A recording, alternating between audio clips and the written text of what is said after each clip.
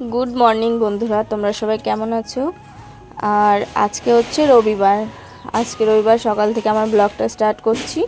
तो सामने जा जा करछि सेगुलोई तोमादेर साथे शेयार करब। और आकाशेर अवस्था देखे बुझतेई पारछो मेघला करेछे, तो हालका मेघलाओ आछे आबार हालका रौद्र उठेछे।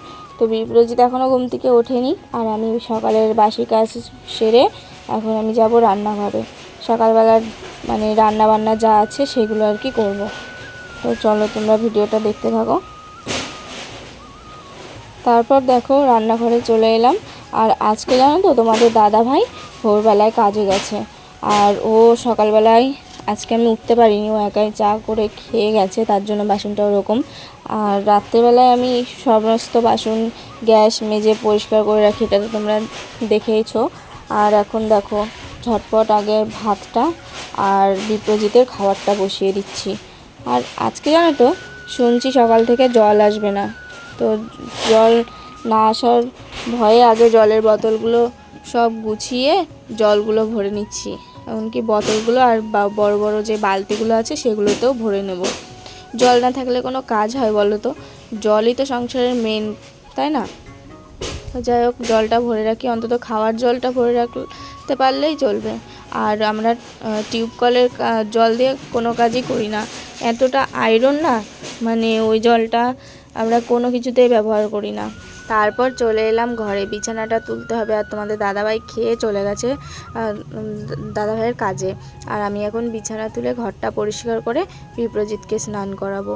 তো এখনও কাজ বাকি আছে, জামা প্যান্ট কাচবো। আর এইগুলো হচ্ছে বিছানার চাদরগুলো তুলছে, এগুলো কাচতে হবে। অনেকগুলো ক্যাথা আছে সেগুলো কাচতে হবে।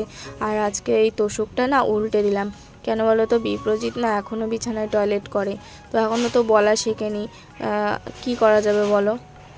আর রোদ্দুরে তোষকটা দিতেও পারছি না, কারণ আমাদের ছাদে এখনও জল জমানো রয়েছে আর বাগানে যেখানে সেখানে দেওয়া যাবে না তার জন্য। তো যাই হোক উল্টে দিয়ে বিছানার চাদর পাল্টে তো সেই বিছানাটা গুছিয়ে সেগুলো কাচবো। সে একই সমস্যা, জল চলে যাবে আর ভয়তে তাড়াতাড়ি করে আগে চাদরগুলো গুছিয়ে নামিয়ে নিলাম। বিছানা গোছানো হয়ে গেছে। আর খাটের উপরে যে জামা প্যান্টগুলো দেখছো না, এগুলো হচ্ছে রাত্রেবেলায় দিয়ে রেখেছিলাম, মানে বিকালে যে জামা প্যান্টগুলো শুকোয়নি সেগুলো খাটের স্ট্যান্ডে দিয়েছিলাম, সেগুলো রোদ্দুরে দেবো। আর এগুলো হচ্ছে ভোলা মাছ, মা সকালে নিয়েছিল।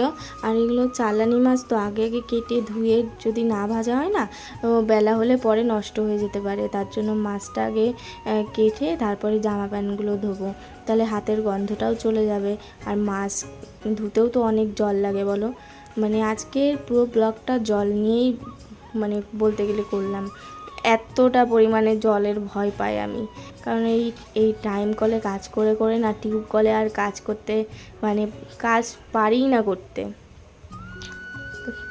যাই হোক মাছগুলো ধুয়ে নিই, তারপরে জামা প্যান্টগুলো কাচতে হবে। তো জামা প্যান্টগুলো নিয়ে বসে পড়লাম। জামা প্যান্টগুলো আগে যে পাতলা জামা প্যান্টগুলো সেইগুলো ধুয়ে দিচ্ছি, তারপরে মোটা কাঁথাগুলো দেব। এদিকে বিপ্রজিৎকে স্নান করাতে হবে, নইলে ও ঘুমিয়ে পড়বে। মানে তাড়াহুড়ো তাড়াহুড়ো, কোনটা রেখে কোনটা করব মানে বুঝতেই পারি না সময়তে। কী আর করা যাবে, করতে তো হবেই। ভাবি যে এগুলো আগের দিনকে রাত্রেবেলা করে রাখবো, কিন্তু না সেই সময়টায় আমি এডিটিং করতে বসি, হয় না। যখনকারটা তখনই আমার সেই কাজটা চলেই আসে হাতের কাছে।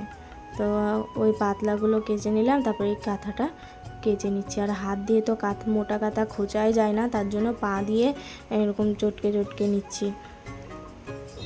তারপর দেখো যেগুলো জামা প্যান্ট শুকিয়ে গেছে সেইগুলো আলাদা করে রেখে জামা প্যান্টগুলো নেড়ে দিয়ে তারপরে বিপ্রজিৎকে স্নান করাবো।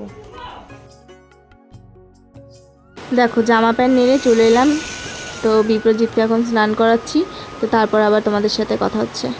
তো বন্ধুরা সকালের খাওয়া দাওয়া কমপ্লিট করে, মানে সকালের যে জামা প্যান্ট কাচা রান্না করেছিলাম সেই বাসনপত্র সব মেজে ঘষে পরিষ্কার করে, তো আমিও এখন দুটো খেয়ে নিলাম। আর বিপ্রজিৎকে খাওয়িয়ে ওকে মানে ঘুম পড়ানোর জন্য অনেকক্ষণ চেষ্টা করেছি, কিন্তু ঘুমোয়নি। তারপর দেখো বিছানায় খেলনা ছড়িয়ে কি করেছে, ঠিক আছে? এই খেলনাগুলো সব ছড়িয়েছে, তোমরা দেখতেই পেলে একটু আগে যে আমি কি সুন্দর করে বিছানা তুলে চাদর তুলে মানে খাটটা এত সুন্দর গুছালাম, কিন্তু দেখো ও খাটে উঠলোই মানে ও গোছালো হয়ে গেল। তো যাই হোক, কী করা যাবে বলো, সেগুলোকে আমাকে আবার পরে গোছাতে হবে। আর এখানে দেখো এই ঘরটারও সেম একই অবস্থা, মানে ও যেই ঘরে খেলাধুলা করতে বসবে না, ছড়িয়ে ছিটে আউলিয়ে একাকার করে দেবে। তো কিছু বলতেও পারছি না, বাচ্চা মানুষ। আর এখানটা দেখো খাওয়া দাওয়া করেছি, সেগুলো এখনও গুছাইনি, গুছাবো। আর বিপ্রজিৎ দেখো এই ঘরের কি অবস্থা করেছে।